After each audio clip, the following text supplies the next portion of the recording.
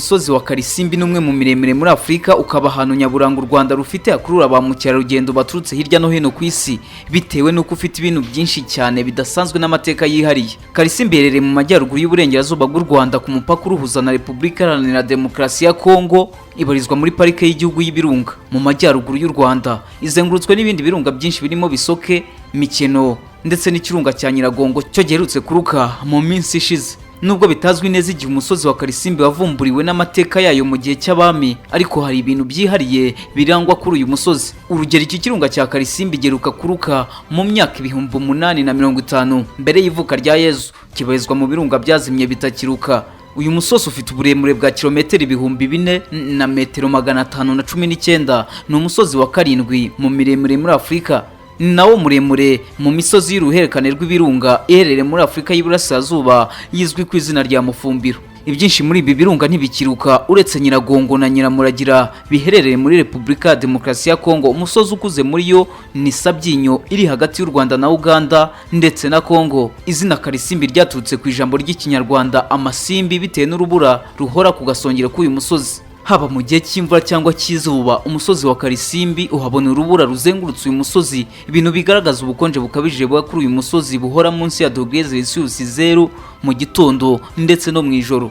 Kuba iki kirunga giheruka kuruka mbere ya Yezu ntibikura kuba nta bantu cyahitanye, kuko nko ku itariki ya 27 mu kwezi kwa kabiri 1908 itsinda ry'abashakashatsi b'Abadage ryahuye n'uruva gusenya ubwo ryamanukaga ku kirunga rigana ku kiyaga kiri hejuru yacyo gihari cyitwa Caldera Blanca. Ngo binjiyemo bamaze kurenga nka 1/2 cy'ubujyakuzimu bwacyo hafi yaho kigarukira, ntibamenye uko bigenze babona ikirere kirahindutse, inkuba zirakubita, hagwa amahindu menshi cyane avanze n'urubura. Ibintu abarokotse risanganya bavuga ko ari ibintu mu buzima bwabo batigeze babona, kuko abagera kuri 20 ako kanya bahise babura ubuzima bishwe n'urubura.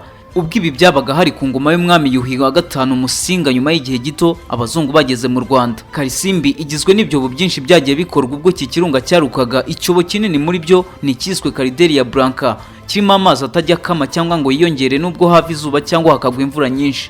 Uyu musozi ufite byinshi biteye amatsiko, niyo mpamvu zamukwa n'abatari bake bibavunya, ariko bakiyemeza kujya kureba ibyiza biwutatse no guca agahigo ko kuzamuka ibirometero 4 na metero 500. Kurira umusozi wa Kalisimbi si ibintu byorohera buri wese, kuko kuzamuka ubwawo bisaba kwiyemeza ukirukana ubunebwe. Nubwo kuzamuka Kalisimbi bisaba amasaha 9, ariko uyu musozi uzamukwa mu minsi 2, kuko ku munsi wa mbere abawuzamuka bazamuka amasaha 6 bagahagarara mu kigeranyo nk'icya metero 3700, maze bakararaho bakazazamuka ku munsi ukurikiyeho. Ku gasongero ka Kalisimbi hubatse umunara wa metero 40 wubatse hejuru ya Kalisimbi, watangiye kubakwa mu mwaka wa 2009 ugamije kujya ufasha abawuturiye kumva radio, koroshya itumanaho ndetse no gukoresha ibikoresho by'ikoranabuhanga bitandukanye. Kuri ubu uyu munara ufite akamaro kanini cyane ku batuye mu turere twa Nyabihu, Musanze na Rubavu.